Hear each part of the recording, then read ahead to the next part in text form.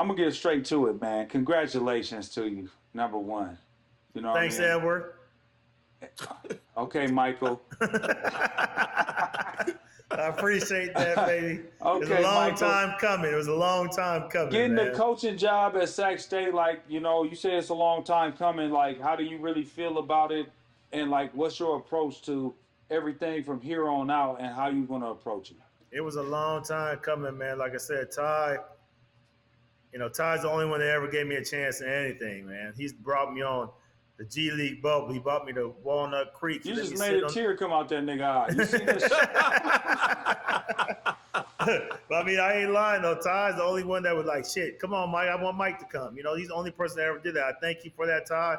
I appreciate you. Got me a lot of experience in that category. But I sat there, when they told me we're gonna put it out, I sat there and cried, probably for probably like 10 minutes. Just sat in the room by myself and cried. I went out there, cried with my family. I was just like, man, I made it. You know what I mean? And I sat there, and I was at my press conference. And I was sitting at my press conference watching everybody. I was shaking in my boots. I hate doing that shit, talking in front of people. I'm looking at like, damn, this ain't gonna be long. I'm gonna get up there, and try to just get this shit over with. But I sat there, and when I sat there, I realized I always sat there and was talking to myself like, damn, how come this guy get the job and I can't? How come that guy got the job? He never even played before. How come this guy's doing that? I sat there and did that for years. And I sat there and realized when I stood up there in my press conference, like everything's God's timing. Like God hampered me in those situations. It's like, I got something else waiting for you. And when I was up there, I realized, okay, this is what he had. This is what he had waiting for me. And now it means even better. The feeling is even better. Even to go back to Sacramento, a place where I kind of restarted my NBA career, going back there to a city that loves me. And it's been 20 years since I played there. And everybody still the fans show me love. They still act like I played there this past season. And it's just so comfortable in being there. I mean, it's the greatest feeling in the world. You know what, bro? Like you've said that before in regards to me giving you a shot or whatever. But to be honest with you, Mike, I was just being obedient to God. Mm-hmm. There are certain people who, when you're a head coach, people are always pulling at you, hey, help me out, help me out. But I put my players first. And like when you asked to come up, I was like, it's perfect. For one, I got a great vibe from you, how you're a family man and you love your family, but you love serving. And not to mention you, Mike Bibby, in regards to your basketball career and just getting the ear of my players. And so it was easy for me to bring you in, like, hey, Mike, you have the point guards. Mm-hmm. Like, that's what you did at an elite level. On top of the fact you were a great teacher, great communicator, and then bringing you to Walnut Creek and for the G League Ignite games and the G League bubble, like it was dope for me because for one, I admired your game on the court, as well as you, Eddie. I didn't know you, but I knew your numbers, and I know how hard it is to put them numbers up in college. And now, even just to be right here with you too is super dope, But talking with you in detail about how you want that opportunity, and how patient you were, I was just as happy as you were to see the flyer that Sac State put out with new head coach Mike Bibby, and to hear the comments from Peja and C Webb and all the support that you're getting right now. Now, with that being said, going back to Sac, what do you think the biggest challenge going to Sac State? You're from a Power Five, Eddie's from a Power Five, and nowadays the money matters, Mm-hmm. right? The money or the vision or what have you. But what are some of the biggest challenges that you faced thus far, and even you think you will face moving forward? I thought it was going into getting kids. I mean, I thought Yeah. that would be the biggest challenge. But I mean, that's like probably the easiest thing that we got going. But I've had, I mean, like I told you, 15 minutes after I got the job, I had 200 messages. Wow. And they were all of, this kid, look at this kid. This kid wants to play for you. This kid wants to come there. or this kid don't even want no money. This kid just wants a chance. This kid wants to just learn under you. So we're getting a lot of those. And at a mid-level, at a mid-major like that, that's good. That's good work, because you're going to get kids that are going to come in. They're going to play hard. I mean, and it's not.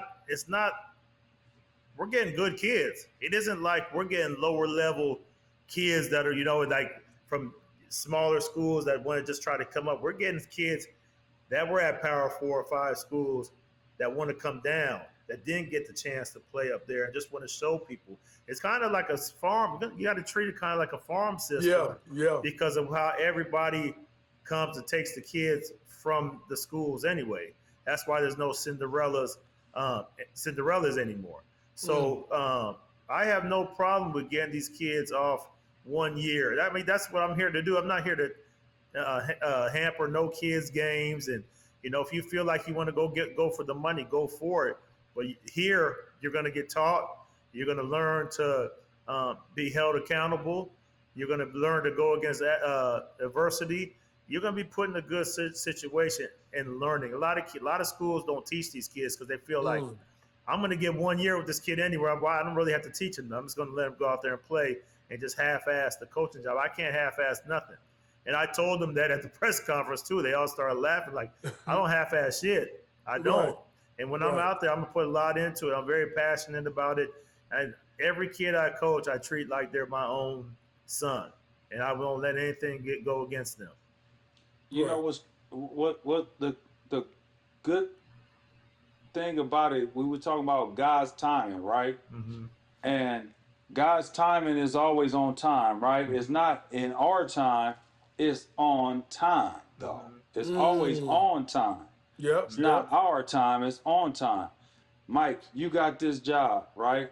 On time. Mm-hmm. When you were ready for it. When he felt like it was time for you to have that job. Ty, you with this job. It's the same exact way. You got this job in God's time when he felt like you was ready for this job. Me, myself, when you were saying that, that's the reason why I'm saying this right now, because when you said that, it made me reflect back on what I'm doing. I was working with the Pac-12 and I wasn't getting enough games. I was going from 4 to 6 to 8 and all that old shit. You know what I'm saying? I'm like, man, I'm not getting enough. It wasn't my time. Mm-hmm. And then all of a sudden, NBC Boston called me. And now it was on time. You know what I'm saying? You're doing every game. Right on time. And so, it's just the way that God worked, man. And everybody, like what we talking about right now, man, that's what we do have to do is praise God for that. Mm-hmm. You know what I'm saying? To always have, if you really believe, you know what I'm saying? And that's the one thing I'm never going to waver on is my belief and my faith. And so I do want to say that, it was your time, it's your time, and it's my time because God made it our time. But you always fight it. You know what I mean? You're always fighting it like, damn, what? I mean, I said that, Ty, you heard me a lot. Like, damn, they gave it to him. You got to keep praying. You just keep praying. Yeah, and you know what it is? You had to put a lot of stuff behind you. You had to grow up. You had to throw I kind of had to transition the old mic, put the old mic behind, transition in a new mic. And that's when good things started happening. Things started going up. I started getting appearances. I started doing this. We started getting the stuff at the casino. We started doing a whole bunch of everything turned for me. And I was like, okay, I'm ready for this. You know what I mean? And so, like you said, it was his time.